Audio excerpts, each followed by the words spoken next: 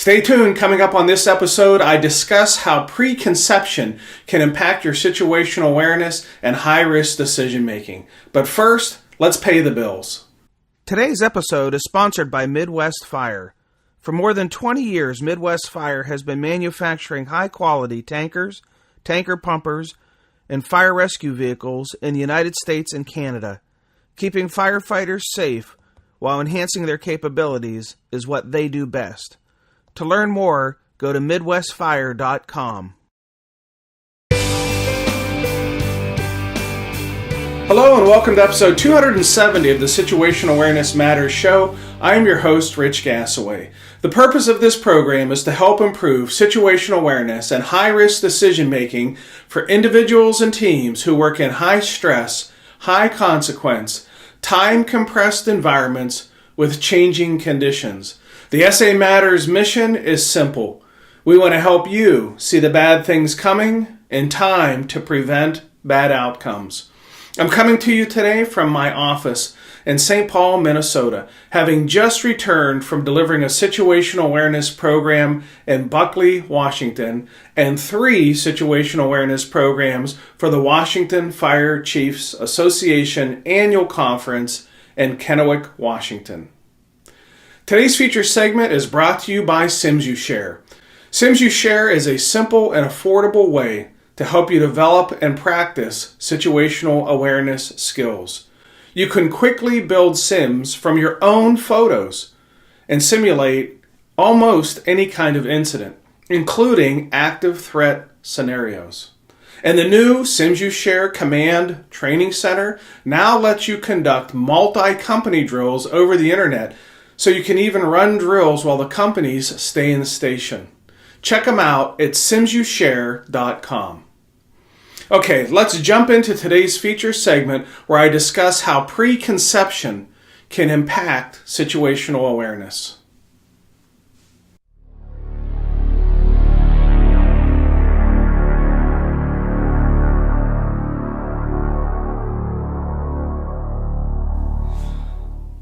Preconception. Preconception can impact your situational awareness. Let me explain how. Did you know that we actually have 2 sets of eyes? We have these eyes called the biological eyes, but then we also have a mind's eye. The eye that resides inside the mind. The mind's eye forms your pre-arrival lens, or maybe stated a better way, your pre-arrival expectations. The pre-arrival lens is based on a number of factors. For example, the information shared with you in advance of your arrival to whatever problem it is that you're dealing with helps to form your pre-arrival lens. You literally see the pictures of what you're responding to or the problem you're going to be dealing with. You see the pictures of those in your mind's eye. Your mind's eye is also influenced by your past experiences. The collective of all your experiences allows you in your mind's eye to see what you're going to be dealing with before you actually ever get there. Also, the pre-arrival lens or preconception is influenced by your biases. Whatever unconscious biases you may have also influence your expectations about what you will see or not see when you get to the problem that you're dealing with. Also, our prejudices influence our pre-arrival lens. Now, let me give you an example of a prejudice. If you are told about a problem that you're going to be dealing with by somebody that you don't know very well, or maybe somebody you don't like very well, then your internal prejudices may allow you to not believe what they're saying, or to believe that you're trying to be deceived, and therefore you might see something differently or hear something differently than you're actually being told, which then forms a different picture of expectations on your mind's eye. Your mental rehearsals also influence your preconception. The mental rehearsals are the thinking through, what am I going to do when I get there? If I'm dealing with this problem, then what is going to be my action? Or if it is that problem, what is going to be my action? And you're rehearsing or thinking through the what-if scenarios and what am I going to do under certain circumstances. And again, you're doing all this prior to arrival, forming in part your pre-arrival lens or your preconception. All of this sets up cognitive expectations. The cognitive belief that you know what the problem is that you're going to be dealing with, even though you haven't yet arrived. So this whole concept of preconception or preconceived notions are the ideas formed on our mind before we have any proof or evidence that that information is truthful or accurate. It allows you to see the situation, at least in your mind, before you ever arrive to the situation to deal with it. It also allows you to anticipate your actions prior to your arrival. Preconception allows you to mentally script the outcomes before you ever get there, deciding what you're going to be dealing with, deciding what your actions are going to be, deciding what your outcomes are going to be. It's all done prior to arrival. The problem with this is that your actions, the problem with this is that your actions that you're going to take and the problem you're dealing with and the actions you're going to take and the outcomes that will be achieved are all really a confabulated reality, which means it's a made-up reality, which means it may be true and it may not be true. It's all in your mind's eye. You haven't really got there yet to really see the facts of what's going on. And it's important to realize that your preconception may not be accurate.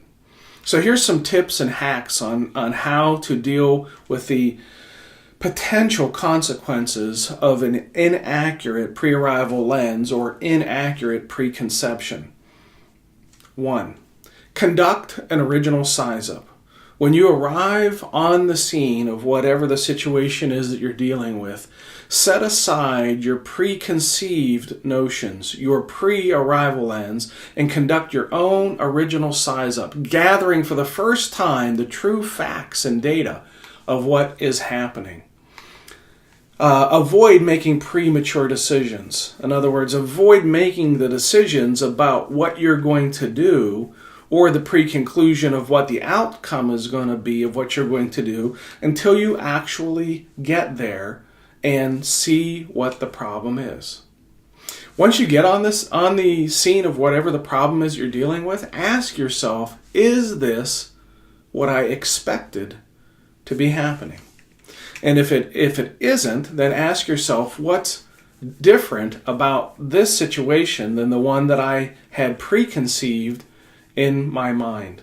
Preconception can impact your situational awareness, and it's important to realize that whatever is on your mind's eye, the brain may believe even more than what is being perceived through the biological eyes. If giving the choice between believing the biological eyes and believing the mind's eye, the brain will often, especially under stress, default to believing the mind's eye.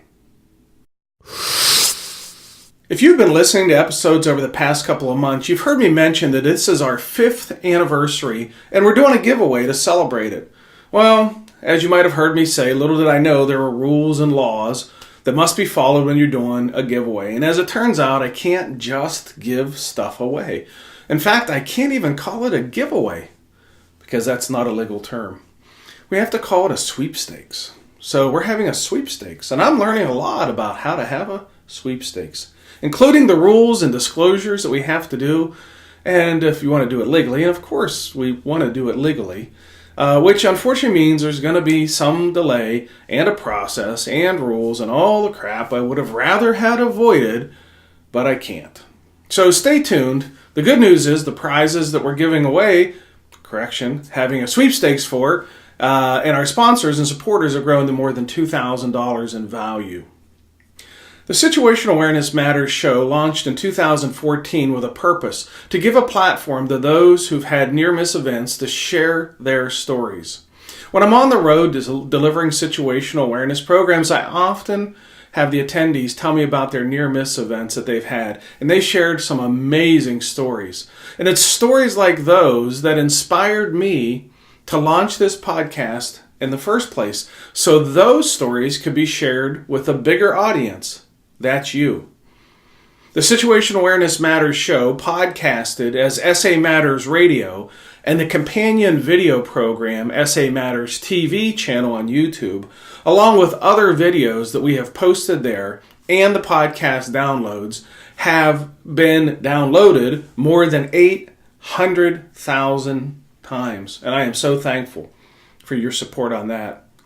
I feel really honored to be able to provide a platform for these amazing stories to be shared. If you like the show, please do me a solid favor. Please subscribe.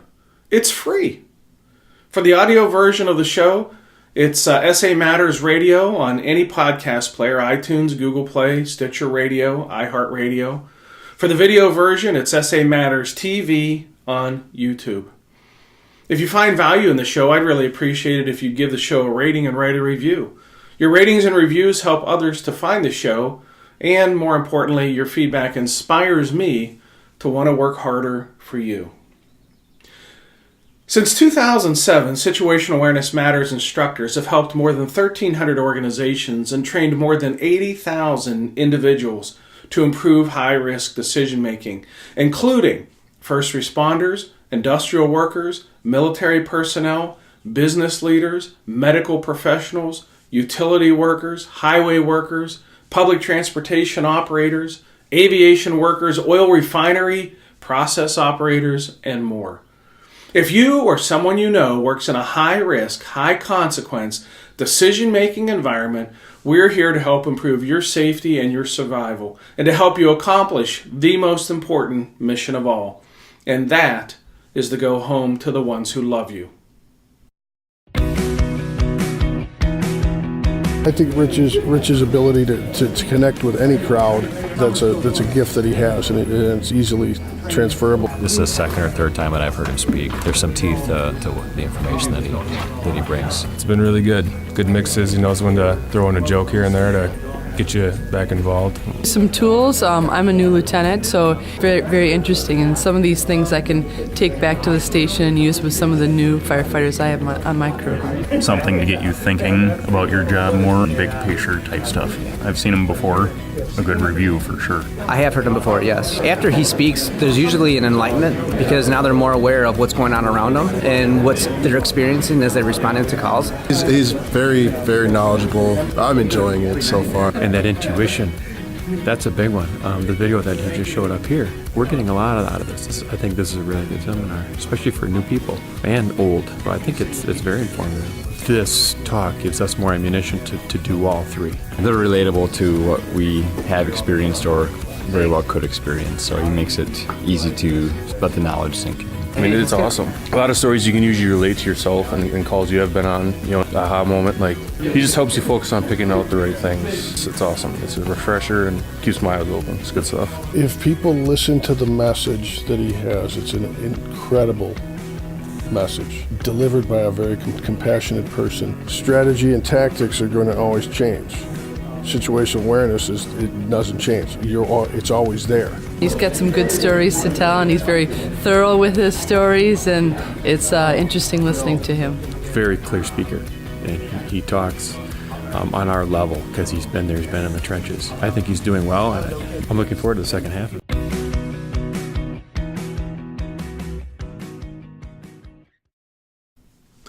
I'd like to take a moment to thank and honor the companies, organizations, agencies, and departments that have hosted recent Situational Awareness Matters training events for their team members.